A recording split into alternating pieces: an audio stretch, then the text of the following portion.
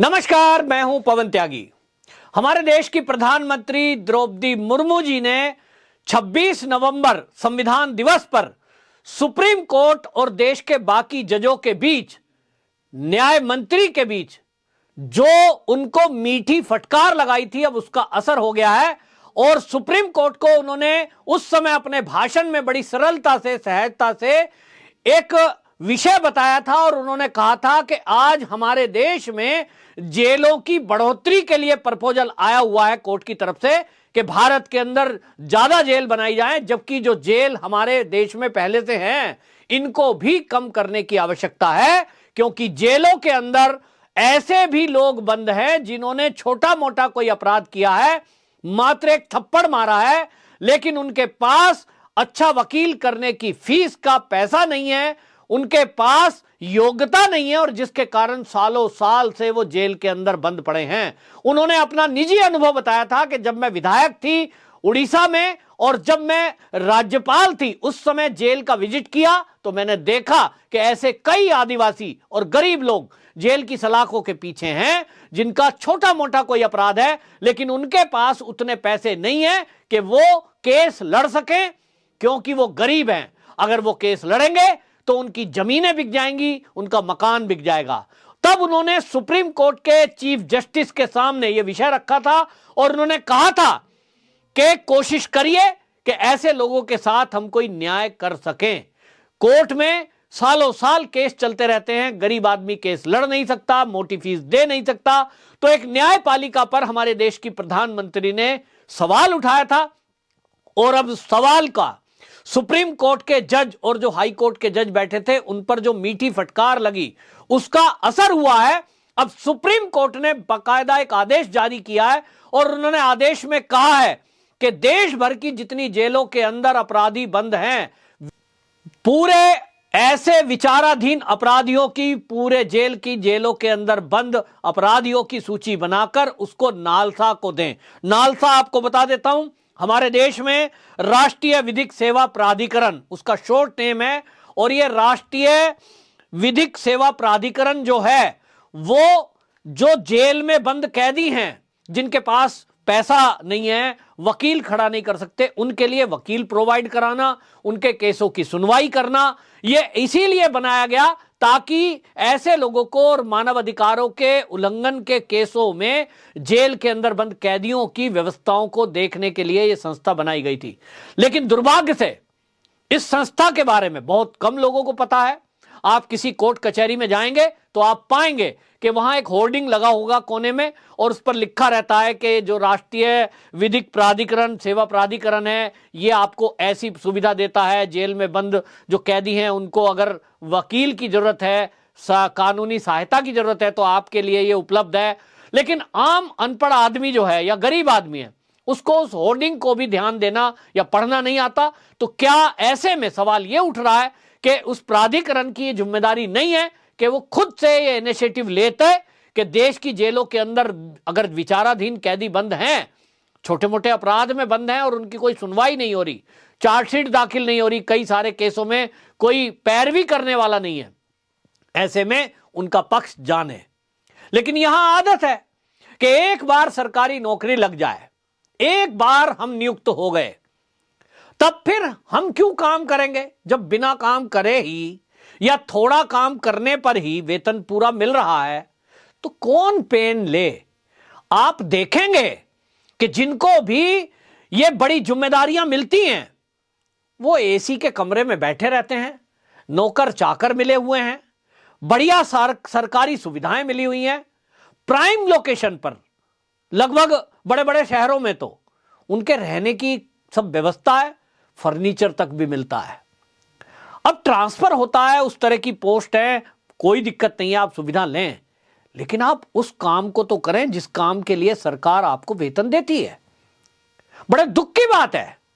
कि हम जैसे लोग, देश की आम जनता टैक्स देती है और उस टैक्स के पैसे से ये जो जितने भी सरकारी अमले में, मैं खाली न्यायपालिका के लोगों को नहीं कह रहा हूं, उसमें वो भी हैं। द्रौपदी मुर्मू जी ने यह सवाल उठाया था और यह सवाल उठाते हुए उन्होंने 3 बिंदुओं पर गौर करते हुए कहा था कि वकील, अध्यापक और डॉक्टर, ये तीन ऐसे हैं जिनको गरीब आदमी भगवान मानता है। तब ऐसे तीनों पेशे से जुड़े हुए लोगों को सोचना चाहिए कि इस देश में उनको भगवान मानने वाली जनता रहती हो, वहां वो क्या वैसा काम कर रहे हैं कि उनके प्रति वो आदर बना रहे? क्या उनका कर्तव्य, जो उनका धर्म बनता है, उनकी ड्यूटीज बनती हैं, क्या वो उसको ठीक से निभा रहे हैं? तो सवाल है, सरकारी डॉक्टर क्या सरकारी अस्पताल में वो सुविधाएं उस तरह की दे रहे कि उनको लोग भगवान की संज्ञा दें? क्या अध्यापक सरकारी विद्यालय में जिसको नौकरी पर रखा गया है वो उस काम को कर रहा है बच्चों को पढ़ाने का ईमानदारी के साथ, जो उसको लोग गुरुर ब्रह्मा गुरुर विष्णु गुरुर देवो महेश्वरा गुरुर साक्षात पर ब्रह्म तस्मै श्री गुरुवे नमः, ये जो पंक्तियां बोली गई गुरु के लिए, वो उस पर खरे उतर सके?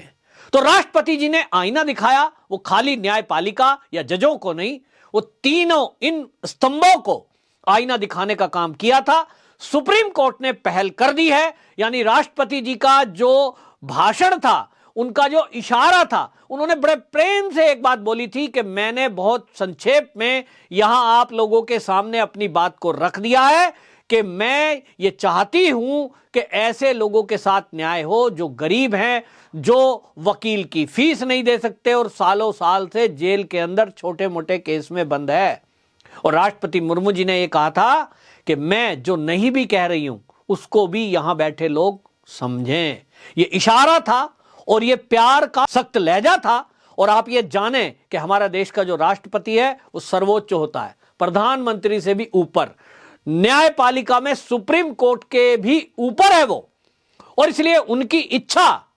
उस पर तो काम एक्शन होना ही चाहिए था। तो सुप्रीम कोर्ट ने इस पर एक्शन लिया है और जो आदेश जारी किया है 15 दिन में ये रिपोर्ट प्रस्तुत होगी। लेकिन यहां एक सवाल और है कि द्रौपदी मुर्मू जी ने जिन दो और भगवानों की चर्चा की थी, अध्यापक और डॉक्टर, क्या इस फील्ड में भी कोई कुछ नया होगा? हमारे देश के स्वास्थ्य मंत्री, हमारे देश के शिक्षा मंत्री, ये जो राज्यों में भी हैं, क्या इस पर कोई कार्रवाई करेंगे? मैं ऐसे कई हॉस्पिटल सरकारी देखता हूं जहां आप देखें कि व्यवस्था के नाम पर शून्यता है। सरकार पैसा देती है लेकिन उस फंड का क्या होता है इसको शायद कोई देखता नहीं है। कोई मंत्री आ जाए, कोई एमएलए विधायक कोई राउंड पे आ जाए, तब देखिए सारा अमला दौड़ा फिरता है। वरना आप देखें अव्यवस्थाओं का भंडार सरकारी अस्पतालों में लगा रहता है और इसी के कारण प्राइवेट अस्पतालों का व्यापार फल फूल रहा है। आम आदमी, गरीब आदमी उन प्राइवेट अस्पतालों में एक ओपीडी की फीस देने की हैसियत नहीं रखता। हजार रुपए, 1200 रुपए, 2000 रुपए उनकी ओपीडी की फीस है। वहां वो कैसे जाएगा? और सरकारी अस्पताल में हालत यह है कि वहां असुविधा, वहां लोगों के लेटने बैठने के लिए साफ सुथरे बिस्तर नहीं, दवाइयां नहीं, इस तरह का चीज रहती है। और वहीं हमने देखा कि विद्यालय से तो द्रौपदी मुर्मू जी खुद जुड़ी रही हैं, और जब उन्होंने कुव्यवस्था सरकारी विद्यालयों में देखी कि वहां जो गरीब लोग हैं, खासतौर पे आदिवासी लोग हैं, वो वहां नहीं जा सकते, बहुत दूर विद्यालय है, तो उनको पढ़ाने की व्यवस्था क्या वहीं उसी स्थान पर नहीं हो सकती? सरकारों ने नहीं सोचा, द्रौपदी मुर्मू जी ने यह विचार किया और ऐसे हजारों बच्चों को उन्होंने खुद से इनिशिएटिव लेकर बिना पैसे लिए गरीब बच्चों को पढ़ाने का काम किया। अब हमारे देश की राष्ट्रपति जी ने अगर यह इच्छा प्रकट की है तो क्या सरकार इस तरह का कुछ कदम उठाएगी? आज हम बात करते हैं विश्व गुरु बनने की, आज हम बात करते हैं 5 ट्रिलियन इकोनॉमी की, तो क्या एक विकसित देश, क्या एक विश्व गुरु बनने जाने वाला देश, उसका चरित्र ऐसा होना चाहिए? आपको बता दें, यदि किसी देश का चरित्र जानना हो तो यह कहा जाता है कि उस देश में जितनी जेलें हैं उसकी गणना करिए, उसकी गिनती करिए। जिस देश में सबसे कम जेल होंगी यह उसका अच्छा चरित्र बताता है, क्योंकि यह माना जाता है कि जब जेल कम है तो वहां अपराध कम है। आपको यह भी बता दूं कि भारत का 10वां नंबर है, इसमें टॉप 10 में भारत का 10वां स्थान है, यानी यहां जो दुनिया में जेलें हैं सबसे ज्यादा भारत में है। तो एक सवाल मेरे मन में इस गिनती को देखते हुए आया कि क्या यह भी कोई साजिश की गई है हमारे देश को बदनाम करने के लिए, कि यहां जेलें बढ़ती रहें ताकि देश के बारे में जो विरोधी नैरेटिव चलाने वाले लोग हैं वो ये कह सकें कि भारत के अंदर तो अपराध बहुत है।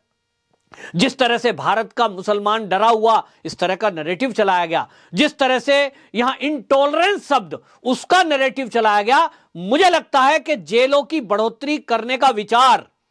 और जेल के अंदर बंद कैदियों की संख्या, इसको दिखाकर भी भारत को कहीं ना कहीं बदनाम करने की एक साजिश मुझे दिखाई देती है। आपकी क्या राय है? आप में से बहुत सारे लोग ऐसे हैं जो कानून के बारे में जानकारी रखते हैं, अपराध से जुड़े हुए जो विचारधारा है उसके बारे में जानकारी रखते हैं। क्या आप भी मेरी इस बात से सहमत हैं कि इस देश में जिस तरह से कानून व्यवस्था और हमारे आईपीसी एक्ट, उनके कारण गरीब आदमी प्रताड़ित है, जेलों में बंद है, कोर्ट कचहरियों के चक्कर लगा रहा है और अपने लाखों रुपए उन वकीलों पर लुटा रहा है या उनको फीस के रूप में देने को मजबूर है, जो उसके लिए खाने पीने तक की व्यवस्था को बाधा बनती हैं? तो क्या इस व्यवस्था में आमूलचूल परिवर्तन होना चाहिए? सवाल तो कॉलेजियम पर भी उठ रहा है, लेकिन आप अपनी राय जरूर कमेंट बॉक्स में रखें ताकि सरकार की ये आंख खुले कि जिन बिंदुओं पर हमारे देश की राष्ट्रपति ने सरकार को ध्यान आकर्षित करने के लिए कहा है, इसमें परिवर्तन की आवश्यकता है कि नहीं। और इस न्यायपालिका में जहां ये मोटी मोटी तनख्वाहें लेकर ये सब लोग बैठे हुए हैं और फीस का इस देश में कोई लिमिट नहीं है वकीलों की, आप देखेंगे कि सुप्रीम कोर्ट में केस ले जाने वाले लोग, यानी जिनके साथ अन्याय निचली अदालत में हुआ, वो हाई कोर्ट जाने में आप देखेंगे किसी भी राज्य की, हर राज्य की यह स्थिति है कि हाई कोर्ट में जाते ही वकील की फीस कई गुना बढ़ जाती है और सुप्रीम कोर्ट में जाते जाते वो लाखों में हो जाती है।